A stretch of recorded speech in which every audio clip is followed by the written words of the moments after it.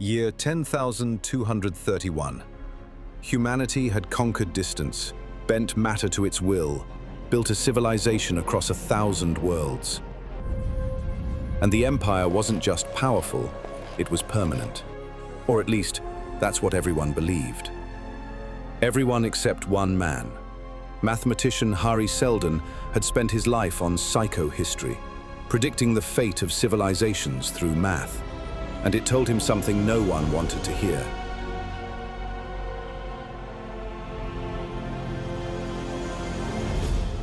He calculated the imminent collapse of the empire. It never happens all at once. First the unrest, then the blame, then the violence. 3 factions, each convinced they alone could save what was already breaking apart.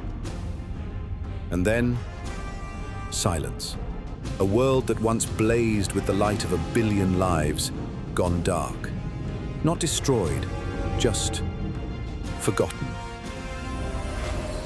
The empire will fall. Not today, not suddenly. He stood before the empire and told them what was coming. Everything we built will collapse. Society will descend into darkness. 10,000 years of it. Unless we act now. They called it treason. But Hari had seen this too. Even in the deepest darkness, his equations showed a second term. Small points of light. Not empires or armies, just people refusing to let go. Knowledge becoming a bridge becoming a network becoming a foundation. So he proposed something radical. A foundation at the galaxy's edge. A seed planted in the dark, meant to grow into light.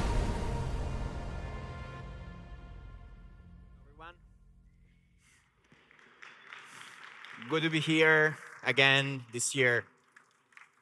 Why this video? I wanted to try to explain in the best way possible how we think about Tether. So Tether is very well known as a stablecoin company.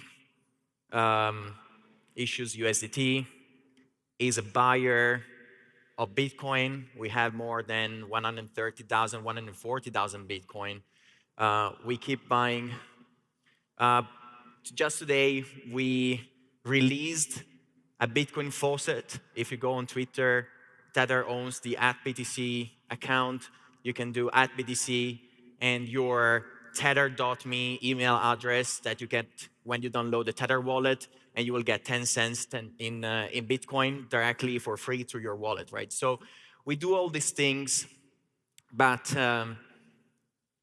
I'd like to explain to you why Tether goes much beyond that. And the best way I could think about was taking inspiration from Isaac Asimov, is my preferred author in history.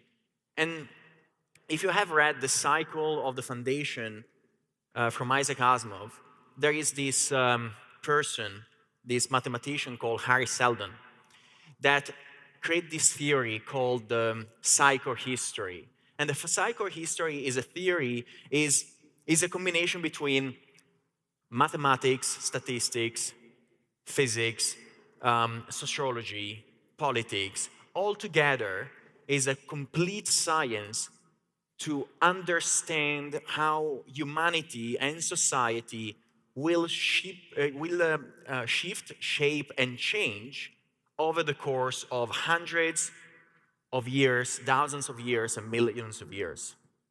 And so, this is an excerpt from the books. And we use that to express, as Asimov was very well expressing in the books, that you can use science to predict, to analyze what is going on in the universe and to predict the outcome. And while you predict the outcome, try to think how you can use the very same science to adjust it, to move things in a different direction, to change the course of maybe the decay of society, change the course of potential darkness that could arrive among all of us. Like, in the books, Asimov was describing this Harry Seldon predicting that after 10,000 years of the empire, the strongest empire of the galaxy, something would happen, a turmoil will happen, and 10,000 years of darkness would follow. And was also predicting that through the usage of psychohistory, that darkness could be reduced to just hundreds of years. And so, why I'm telling you this? Am I crazy? Why saying this at a Bitcoin conference? Why bringing up this doom and gloom discussion? But I think that here, the way I think about Bitcoin is the incipit of a technology and a new social construct that is creating a new sparkle that will survive and resist to any darkness, because it's made to be peer-to-peer, it's made by people, it's made by people using it, it's made by people accepting it in every single part of the world. And so, if we believe that this is actually the case, and if Bitcoin is truly the first element of a potential fight against an upcoming darkness, what we can learn from that. And first, so when I thought about what Asimov was trying to communicate with his psychohistory science, then I thought, is it just science fiction? Is it just happening in the books? And then I thought, well, that darkness described in the books of Asimov is simply something that could be boiled down also and brought back to earth. Because darkness, as was described in those books, is nothing more than chaos in society, is instability in society. And you might have heard me last year explaining that Tether is, for us that we work in the company, we call it the stable company. It's a company that aims to bring stability in society. And while Harry Seldon in the Asimov books was doing that, was trying to solve and reduce darkness from 10,000 years to a few hundred years through the usage of psychohistory, of this science, we believe at Tether that the darkness, quote-unquote darkness, that we are seeing upcoming in society, because it's out there, right? So we see wars, we see inflation, we see national currency being destroyed, we see instability, we see all the possible signals that what we call darkness is coming, is there. And the world is not necessarily going towards a better place. There's more and more chaos, there is more and more instability. And so I wanted to use this video to explain how, starting from the universe and sci-fi, actually we can boil this down to what is happening on Earth. So let me move on to the next part. This is a story that doesn't just predict the future, it recognizes the present. Right now, 700 million people live with intermittent power. They are already in the dark. Families who have fed communities for generations discarded overnight because the system decided they were no longer economically viable. And in one of the oldest democracies on Earth, people arrested, not for violence, but for words, for a meme. The lesson from some governments has been clear. They don't need to silence us. They just need to make sure we can't pay our rent. And in the most powerful nations, corporations are building machines not to serve people, but to exploit them.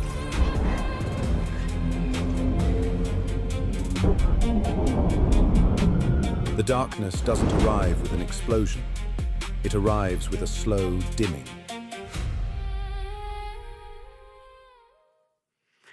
So, again, starting from the universe, sci-fi, to the Earth. So, what was described as a period of thousands of years of darkness in the universe and boiled down to Earth is simply society becomes more unstable, unpredictable. You have hundreds of millions of people and actually billions of people that don't have access to basic financial services. They don't have access to um, electricity. They don't have access to stable telecommunications. And more importantly, they don't have access to and will not have access to basic intelligence services.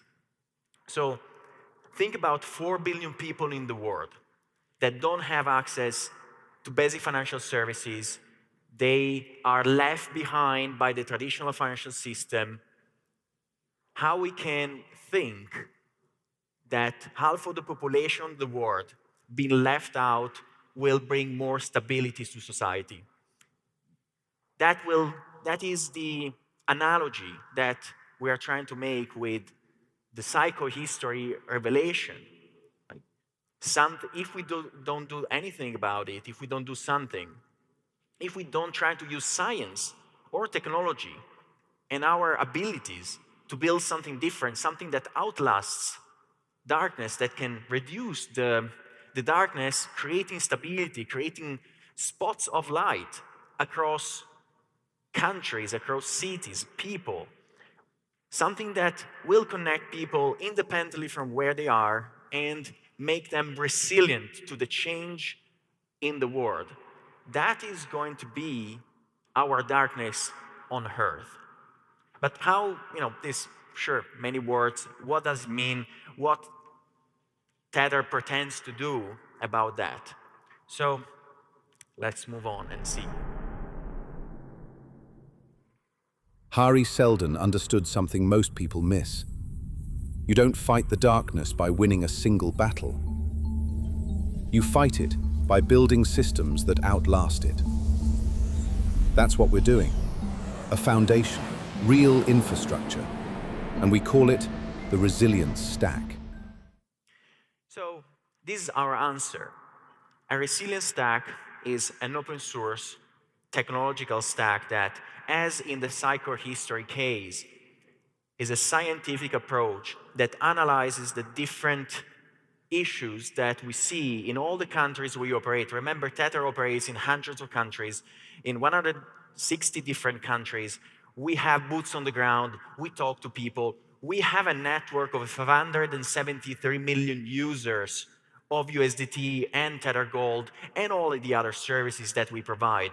And it's growing, our network is growing by 34 million new wallets per quarter.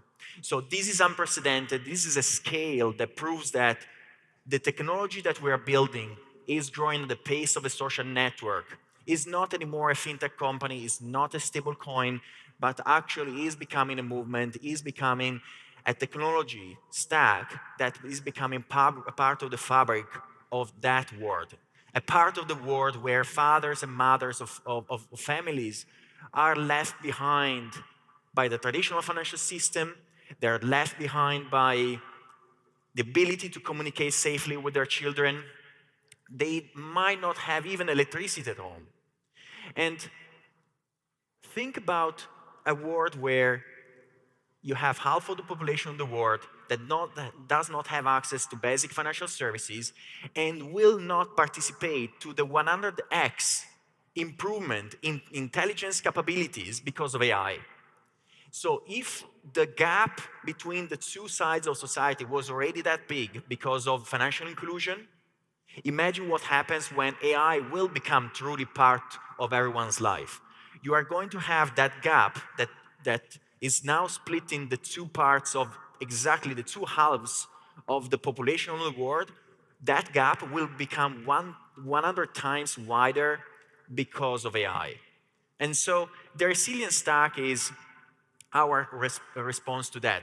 What are the practical things? What is the practical technology that, as in the case of psychohistory, we could use and build and apply to reduce the period of darkness from hundreds of years or decades to just few years and create these sparkles of light across society so that whatever happens, whatever dystopian future, whatever catastrophe, whatever pandemic, whatever will happen, we can still connect together, we can transact together with Bitcoin, we can use AI services that work for us and not for few big corporations. So all this is convergence in a single story, in a single stack. You should look at Tether GitHub open source repositories. We have, I think, crossed 1,000 open source projects on GitHub. That is very unique. That shows how really deeply we do care about building something that will outlast even us as a company. Because software technology needs to be resilient even to its own creator. That's also what I like about Bitcoin. It's outlasting even his own creator, will last forever. Of course, we are going to always remember Satoshi Nakamoto. We are all Satoshi, but that's the beauty of a technology. That means when a technology is well done, is no matter who created it, everyone can use it. Everyone is actually the father of that technology. And so, let's see the first part. At the base,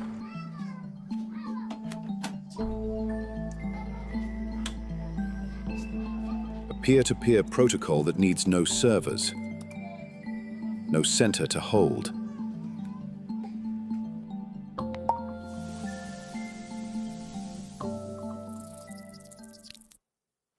Tether built Hole Punch that is completely peer-to-peer telecommunication protocol that can scale to billions of users, billions of machines, and trillions of AI agents.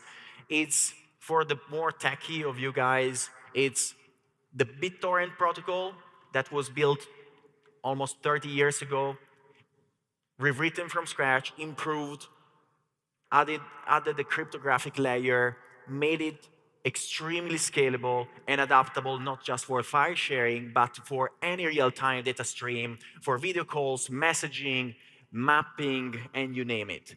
So this is fully open source. Everyone should take a look at it because for the first time, the Hole Punch protocol allows any developer to build an application that can scale to billions of people and hundreds of thousands of companies without any single central server. On top of that, we have demonstrated, we are going to see in a little bit, but we are ourselves capable to offer services that truly scale to the entire humanity without any point of failure. And you can build any application on top of it. Again, you can build a peer-to-peer Uber, you can build a peer-to-peer mapping system, you can build anything you want. It's out there, it's for free, it's one of the most sophisticated, but at the same time easy to use software and networking stacks that could be empowering anything you are building for your company or for yourself, for your families, for your friends in an incredible way. This is to me what Bitcoin is to finance. Hole Punch to me is to networking and telecommunications.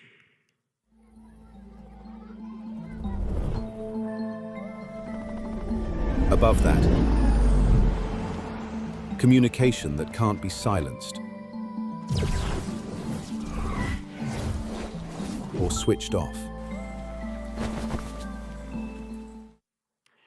On top of the Hole Punch protocol and stack, we built Keet.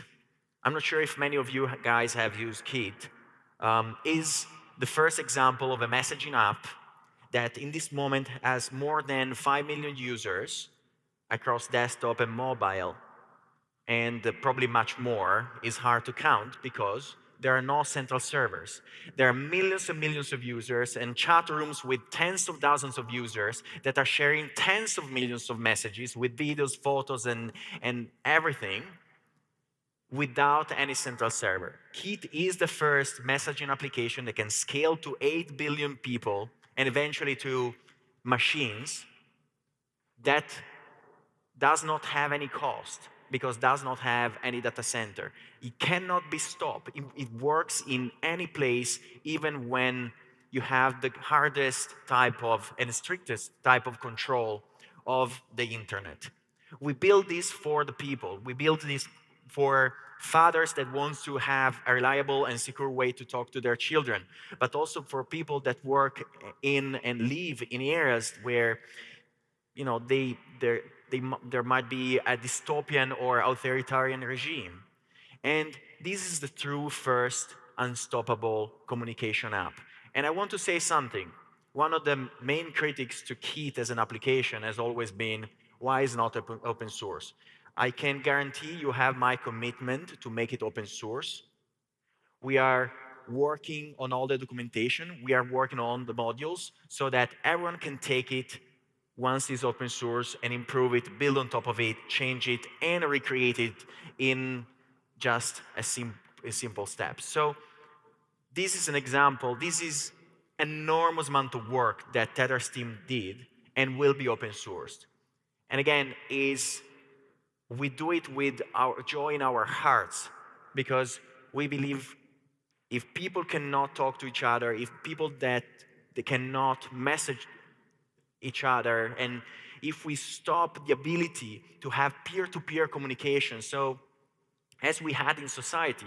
Society was born with peer-to-peer communications. We were meeting in the streets, we were meeting in the squares of the cities, we were talking to one another without any intermediaries. Intermediaries have taken over both the financial world and the communication world in the last 50 years. That's why society is having its darkest moment.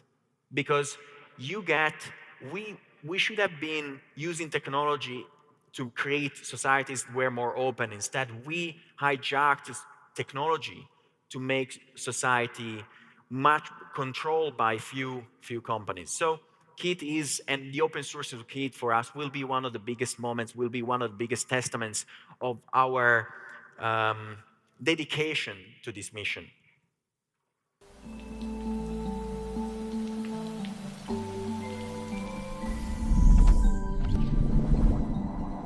Then, financial tools powered by WDK for humans, machines, and the agents between them to integrate unstoppable Bitcoin payments.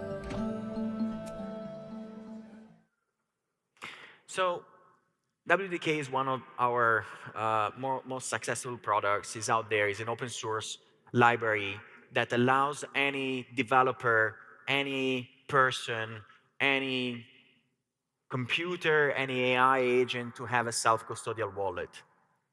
So we believe in a future where billions of people, billions of machines, and trillions of AI agents will need a self-custodial wallet. People need to be in charge of their own wealth. People need to be able to transact with whomever they want. And so we wanted to create something that everyone could use, that would support any asset, but most importantly, would support Bitcoin. There is, even from the pure physics point of view, I mean, technology is physics. From the pure technological physics point of view, we know that the best way to scale the future need of payments, when AI agents will be everywhere, there will be the need of trillions of payments per day. And the current financial transport layers are not going to be able to cope with that. Things like Lightning Network are the right way because Lightning Network is peer-to-peer transaction layer for Bitcoin. And I'm very happy to see the WDK supporting that from the get-go. And we want to make sure that your smart fridge, your smart car, your smartphone will be able to transact in Bitcoin, but also protecting your Bitcoin and making sure that it will always remain yours.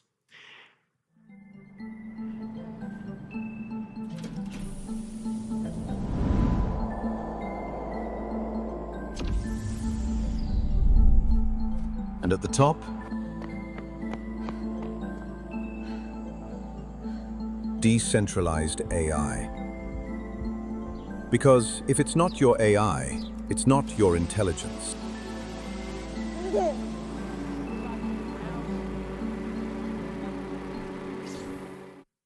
Well, and the last part is QVAC. So we just released QVAC SDK, that is an open source software development kit that allows any person to build AI tools that run locally on your smartphone, on your device, that run on your laptop, so that your privacy is guaranteed. It supports all the best open source large language models. It can scale from the tiniest GPU that you have to your laptop, again, your smartphone, to mainframes. It has embedded the hole punch protocol, it has embedded WDK, it has embedded everything that we have seen before.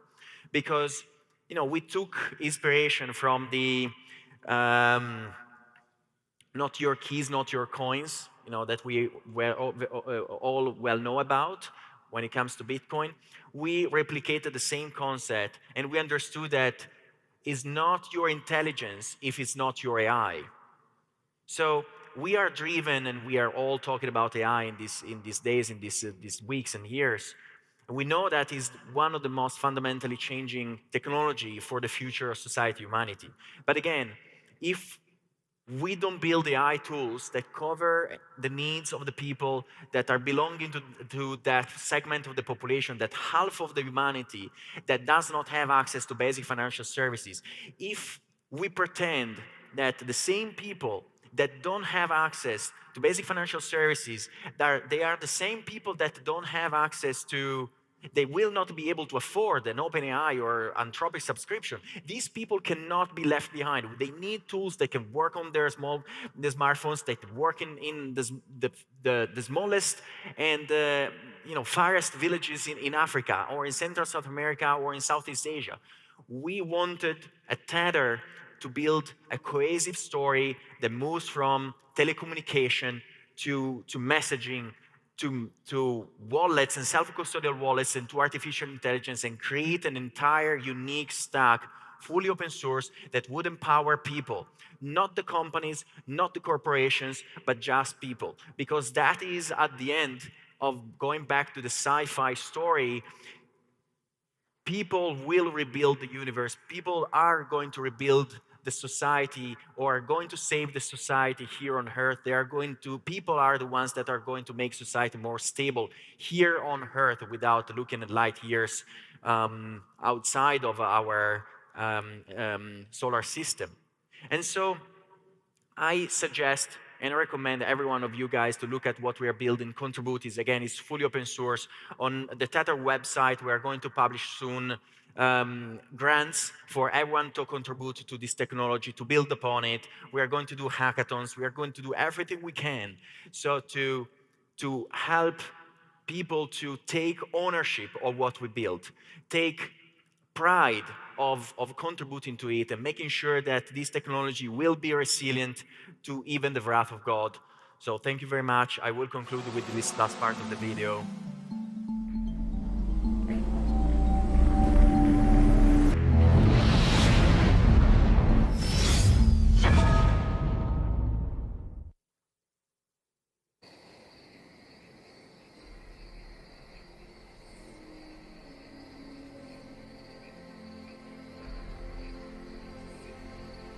Dad, how may entropy be reversed?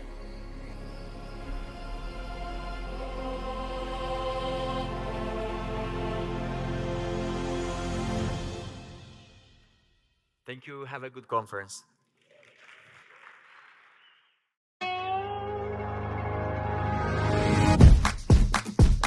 Every year, this community comes together to celebrate, to debate, to build what comes next.